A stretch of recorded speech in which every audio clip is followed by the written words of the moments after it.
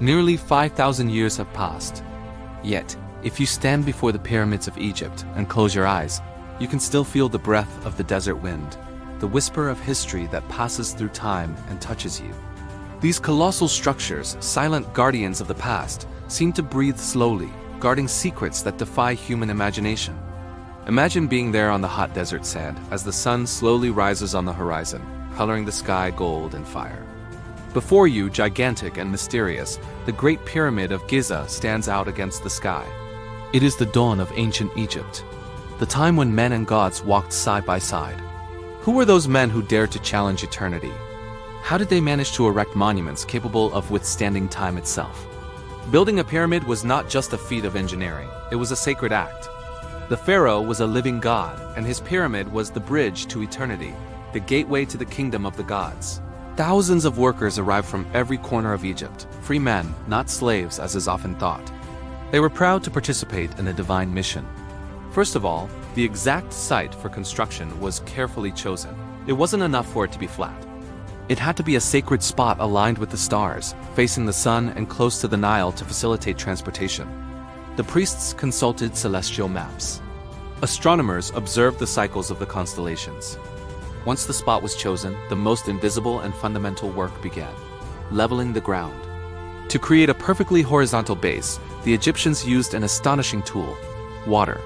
They dug a network of channels in the ground and filled them in, observing where depressions formed. They filled these spaces with gravel and sand until they achieved a level surface with a precision that today, with laser instruments, we can confirm was perfect to the millimeter. After preparing the ground, the stone extraction phase began.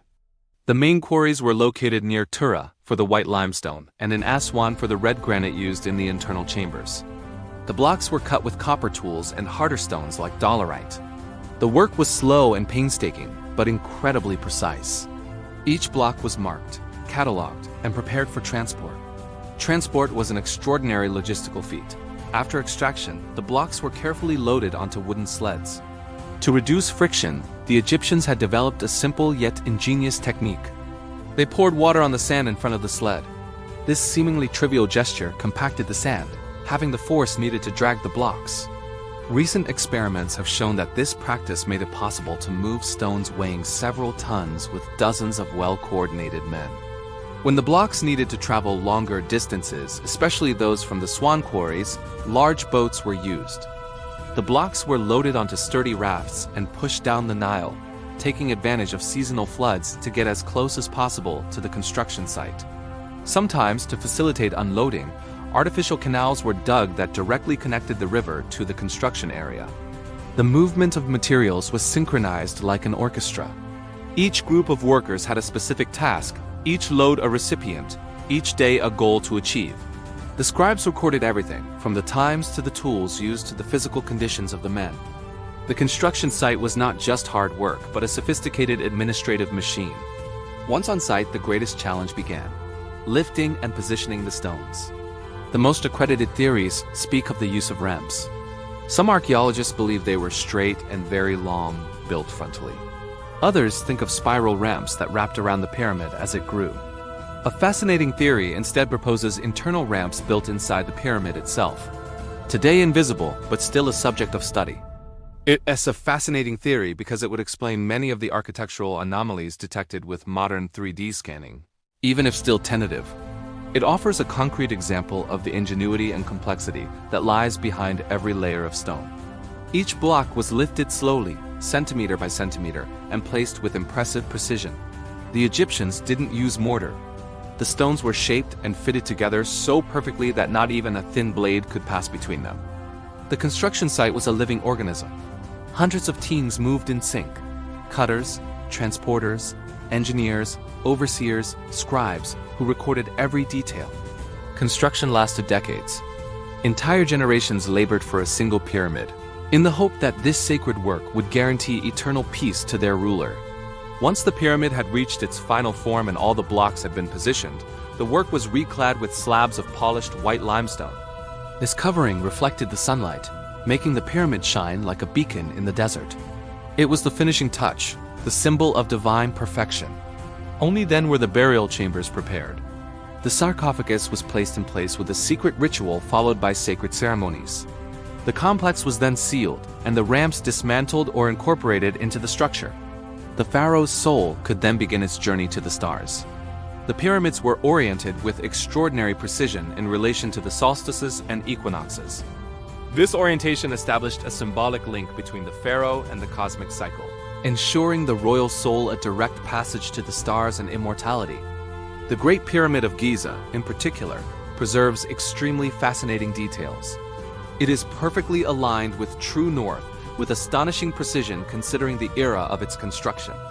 This precision testifies not only to extraordinary technical expertise, but also to the profound spiritual significance attributed to celestial orientations. Finally, the interior of the pyramids tells another fascinating story. The inner chambers, the narrow, winding corridors, the carefully sealed burial chambers, all elements that point to a complex spiritual journey. These internal passages were decorated with sacred hieroglyphics, magical formulas, and prayers that would have guaranteed the safety and success of this otherworldly journey. In 2017, one such investigation, conducted with subatomic particles called muons, identified a vast chamber above the Great Gallery of the Khufu Pyramid.